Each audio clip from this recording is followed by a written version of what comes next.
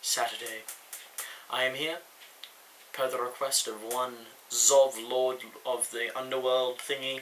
Actually, I'm not sure what she, or slash he, or it is Lord of, but I'll find out for you.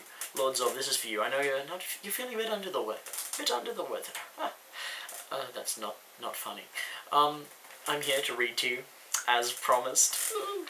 So I've chosen out a great book. I'm just going to draw closer so you can see some facial expression. I've chosen the book Horus Rising by best-selling author Dan Abnett because it has an exciting first chapter for me to read. Are you ready? I open the book.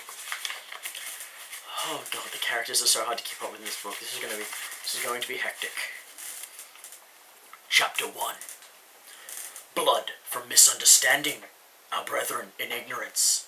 The Emperor dies. I was there, he would say afterwards, until afterwards became a time quite devoid of laughter. I was there the day Horus slew the Emperor. It was a delicious conceit, and his comrades would chuckle at the sheer treason of it. The story was a good one. Torgadon would usually be the one to cajole him into telling it, for Torgadon was the joker, a man of mighty laughter and idiot tricks, and Loken would tell it again and again, a tale rehearsed through so many retellings it almost told itself. Loken was always careful to make sure his audience properly understood the irony in his story. It was likely that he felt some shame about his complicity in the matter itself, for it was a case of blood spilled from misunderstanding.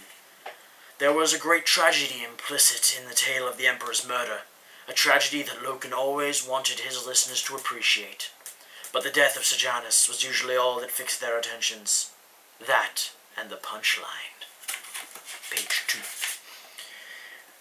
It had been, as far as the warp-dilated horror logs could attest, the 203rd year of the Great Crusade. Loken always set his story in its proper time and place. The commander had been War Master for about a year, since the triumphant conclusion of the Ulanor campaign, and he was anxious to prove to his new-found status, particularly in the eyes of his brothers. War Master. Such a title. The fit was still new and unnatural, not yet worn in. It was a strange time to be abroad amongst the stars. They had been doing what they had been doing for 2 centuries, but now it felt unfamiliar. It was a start of things, and an ending too. The ships of the 63rd Expedition came upon the Imperium by chance. A sudden etheric storm, later declared providential by Malaghurst, forced a route alteration, and they translated into the edges of a system comprising 9 worlds.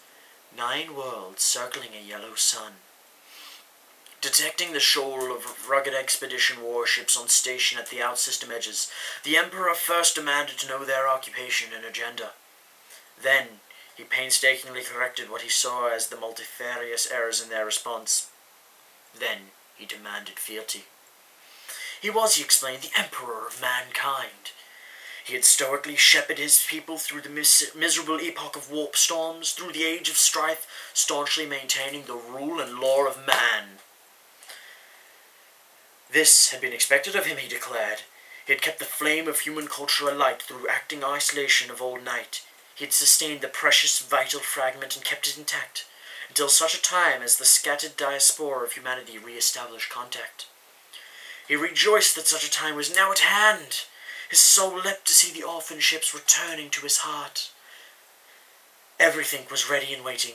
Everything had been preserved. The orphans would be embraced to his bosom, and then the great scheme of rebuilding would begin, and the Imperium of mankind would stretch itself out against the stars as it was its birthright, as soon as they showed him proper fealty as Emperor of mankind. The commander, quite entertained by all accounts, sent Hasta Sejanus to meet with the Emperor and deliver greeting. Sejanus was the commander's favourite, not as proud or irascible as Abaddon, nor as ruthless as Sedar, nor even as solid and venerable as Iacton Cruz. Sejanus was the perfect captain.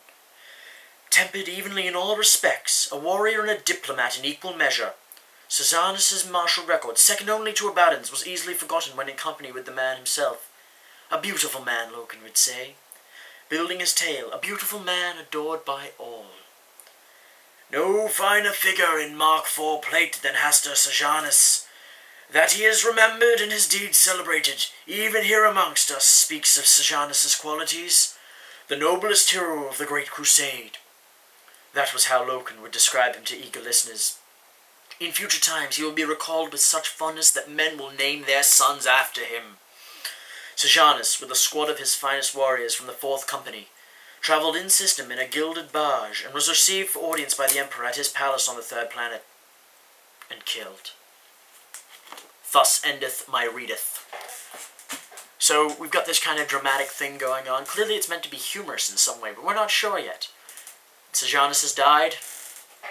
You know, the Emperor's a bit of a stuck-up ass. You know, it's gonna get epic. This reading could continue. Like, I'm gonna be doing this ever so often.